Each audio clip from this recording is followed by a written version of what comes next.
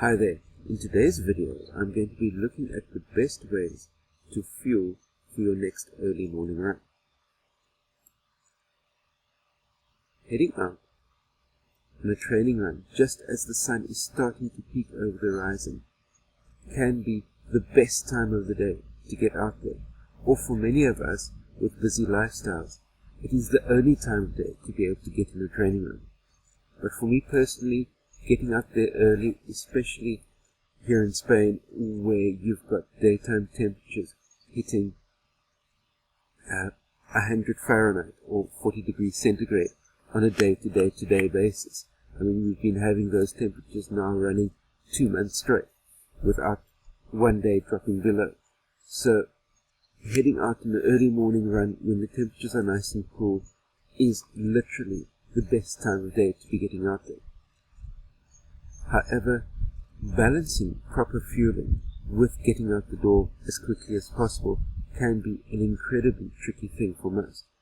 And what's more, finding an early morning fueling strategy is an incredibly personal thing. So what I'll be doing with you is sharing what works for me. And because what I follow is whole food, plant-based nutrition that has very little negative impact as far as intestinal issues are concerned, and what's more, easily digestible and high carbohydrate, I'm sure it's something that will be able to work for most of you at the same time. First and foremost, if you're looking at a relatively short run, say up to 30 to 40 minutes, you really don't need to worry that much about a pre-fueling strategy, because after all, most of us are able to maintain glycogen stores in our muscles that will be able to last us through an hour to an hour and a quarter. So 30 to 40 minute run, you won't be noticing any real drop off in pace or anything like that. Personally, I notice a drop off in pace without fueling if my run is longer than 45-50 minutes. Then my pace starts dropping off as my glycogen stores start getting tapped. So, if you are heading out on a longer run, what to do? Personally, whether it's a short run or a long run, I take a few sips of water just before heading out the door, just from a hydration point of view.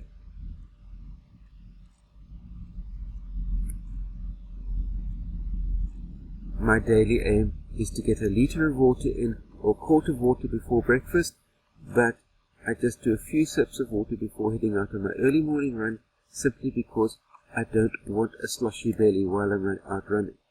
Then, as I get back in for my run, I'll chug down the rest of my quart of water, and that way I'll be able to get my pre-breakfast hydration in and set me up for the rest of the day. If my run is going to be longer than 40 minutes, then I will be pre-fueling with a ripe, in other words, spotty ripe banana just before heading out the door. Easy to digest, high carbohydrate content, and it'll keep you going. Then, importantly,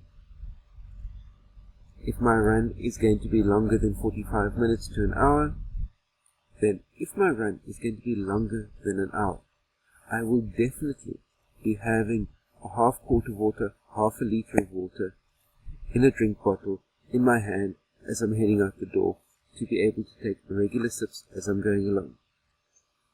Because what I notice on a personal level is, especially myself with a high sweat rate, is that as my body starts getting dehydrated, I slow down.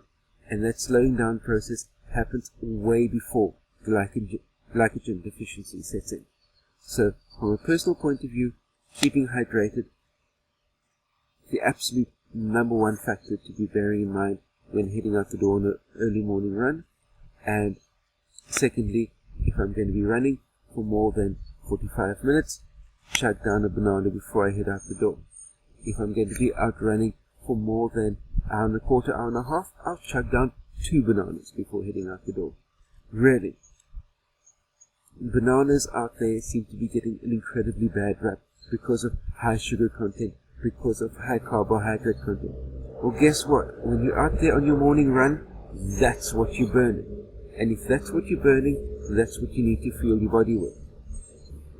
People have also been telling me that I shouldn't be eating that many bananas because of the high potassium content. And too much potassium into your system at one time can kill you. Absolutely. But to be able to get in enough potassium into your body to be able to kill you would be literally needing to cram in something like 80 bananas in about a 2 to 3 minute period. And I don't know about you, but I've never been able to get, I could never even imagine getting 80 bananas into my system in 2 to 3 minutes. So the potassium thing, the potassium danger thing from eating too many bananas, really nothing to worry about. 1 or 2 bananas before heading out the door, get your training run in, come back, smash up a nice big banana and date smoothie for your recovery drink afterwards. Bananas, dates, water, maybe a little bit of coconut sugar if the bananas in your area aren't that sweet. Smash that down as a post-training run. That'll get you what? About 1,000 or so calories of good, wholesome fruit calories into your system, quickly digestible, and what's more, you won't pack on the fat. Because after all, it's the fat that packs on the fat. So that's my take on fueling for your early morning run. Please remember to click the like button down below and share this video out amongst your running friends. And finally, while you're down below clicking buttons, there's a little subscribe button down there as well. Click that. That way you'll be able to stay up to date with my various videos on different training advices that I'll be bringing out on a week-to-week basis. Stay safe out there. See you next time. Cheers.